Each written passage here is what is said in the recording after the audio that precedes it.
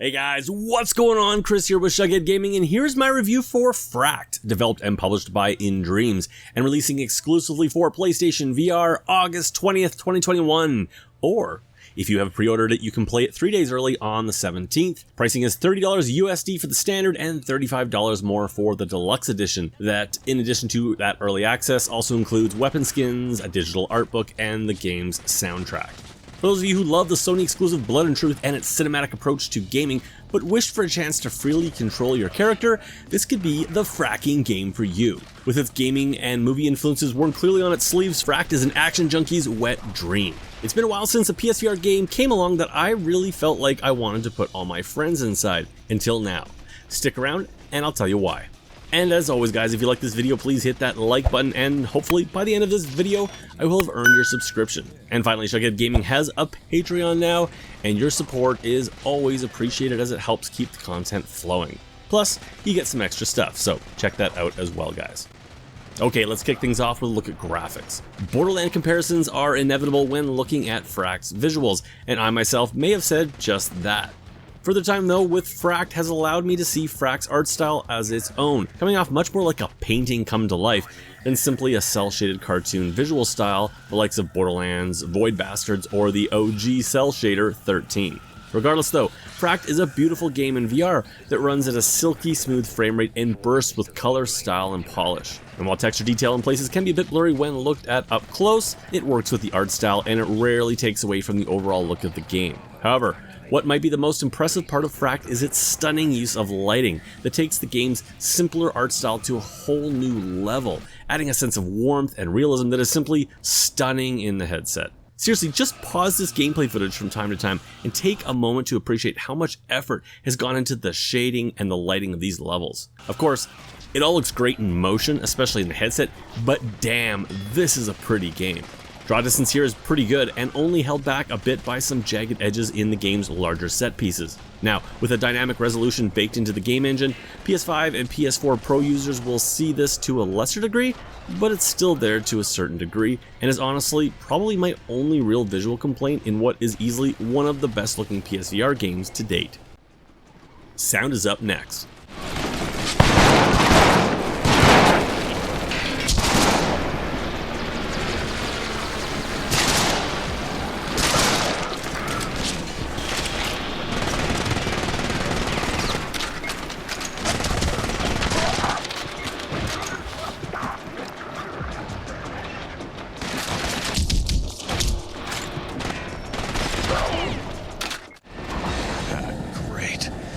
I'll have to find another way around.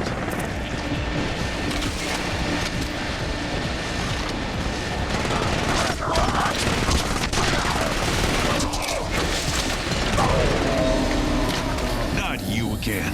What the hell? Conventional weapons do frack all. Oh, this guy. I got nothing. You know what? Maybe that grinding machine. Ah, now that's... I like the way you think. Do it.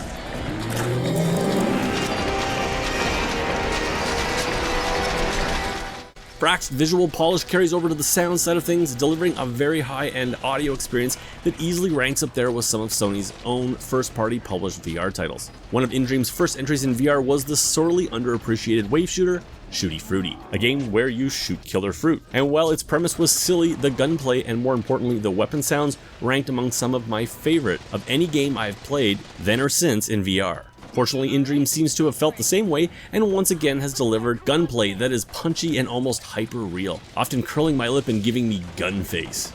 Come on, you know the face. Outside of the gunplay, the soundtrack is the star, flip-flopping between house and synthwave to 90s rock and 50s orchestral. Almost like a mixtape of sorts, the music in Fracked always felt fresh and kept the action going Doom style during the game's more frantic gunfights. Fortunately, with bullets flying and a pumping soundtrack, the sound design here still manages to feel spacious though, offering an overall soundscape that does find nuance in order to bring it all together in a 3D audio package that still has enough quality world detail and positional audio cues to bring additional layers to it as essentially a run-and-gun arcade shooter. All in all, this is slick as shit audio design and serves as reference quality VR audio. And that brings me to gameplay. Okay, So here's where Fracked may get a bit divisive amongst the player base, for if you've played the demo of Fracked, you have essentially seen most of what Fracked has to offer.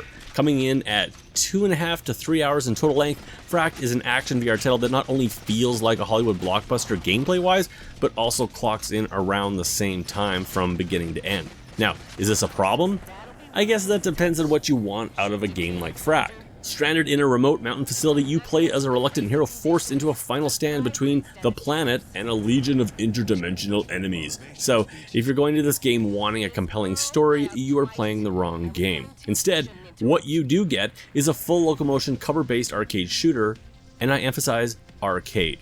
The movement and consequently the controls here in Fracked are brilliant and is a masterclass on how to handle full locomotion shooters using move controllers. In fact, if Population 1 ever gets released on the PSVR, InDreams just gave them their control design. Loading clips, charging a gun all while running, turning, climbing, switching guns, and covering was never something I thought was going to feel good on the move controllers. But here we are. Much of this is due to the fact that InDreams has made many of these systems fairly loose, meaning grabbing in the general direction of the clip throws it in, and similarly when charging the gun. Climbing is very generous for where you grab and wisely auto-holsters your gun when you reach out to grab your first handhold. This, when combined with a cover system I haven't seen since the craptastic Planet of the Apes game, in which you simply grab your cover and pull yourself down and around it for position, and you have a PSVR shooter that is fun, fast, and doesn't fight you when in the heat of battle. Now, things aren't perfect, as the moves are still not an ideal solution, but this is as close to perfect as we will ever see. Gunfights make up about 80% of the game, and they're fun and at times challenging, due not to any great enemy AI, but the sheer number of combatants thrown at you. Some skulls will be popped as you navigate the world, but the bulk of combat will be found in the game's major combat set pieces that for fans of the past two Doom titles will feel very similar in structure, as these almost arena-style sections not only promote but almost insist that you keep moving and shooting, grabbing ammo and special gun drops, taking cover when you can, but always moving, taking advantage of the often vertical nature of the levels, zip lines and all. Armored heavies act as sub-bosses, and like Doom, they often require finesse and ammo management to beat, with head-to-head combat rarely resulting in a happy ending. On the game's medium difficulty, I wouldn't call the combat hard, but it can be challenging, and I did die, until I found a good rhythm. Unfortunately, the game's gunfights do start to feel very similar, and at times seem to go on a little too long. A point made worse by the fact that you really only have the same two guns you got in the demo, save any special guns you may find in a gunfight that offer limited ammo and can't be holstered once picked up.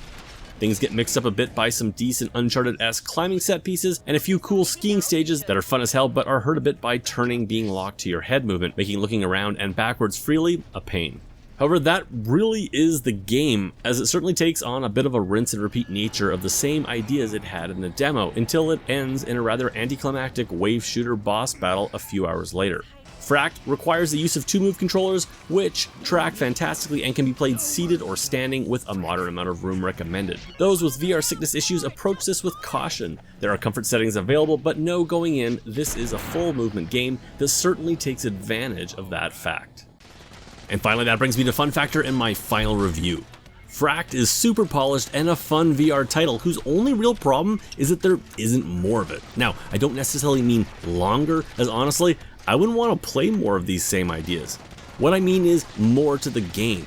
I loved playing Fracked, I really did, and it often had me chuckling at just how damn good it is at being an awesome full locomotion PSVR title. Unfortunately, it also saddens me that too much of the game really is the exact same thing the demo offered but remixed into different set pieces, as the game just runs out of ideas and game mechanics after just its first few levels. Without any features like time trials or additional weapons to unlock, the game just suffers from a bit of a value proposition. As you guys may know, I hate numbered review scores and instead rate games on a basis of buy it, burn it, or wait on it, along with some details on who may enjoy this game more. Guys, this is a perfect example of why I think numbered game scores are a horribly outdated and stupid way of telling people if the game that they're looking at is good for them. Fracked is at most a 4-hour game, with most players likely finishing it in closer to 3 hours, with the only real replay value here being trophy hunting and unlocking the game's single life mode. However, this game is one of the prettiest and most polished games on the PSVR, and it's still a lot of fun. However, due to the short campaign length and shallow gameplay, I don't think everyone who pays full price for this is going to feel like they got their money's worth. Look, if you played the demo and are totally fine with more of the same and know going in that you're paying for fun over depth, you're probably going to have a blast. Then play it all over again before throwing your friends in it. However, if you were expecting something more in line with the variety of gameplay that Blood and Truth brought to the table, but with full locomotion, you may feel a little wanting for this price and might want to wait for this one to go on sale. Anyways guys, that's it for me. Thanks for supporting the channel. If you liked this video, please hit that like button, leave me a comment, let me know what you think of Fracked, and of course, consider subscribing if you want to see more content. As always guys, I'll catch you on my next video.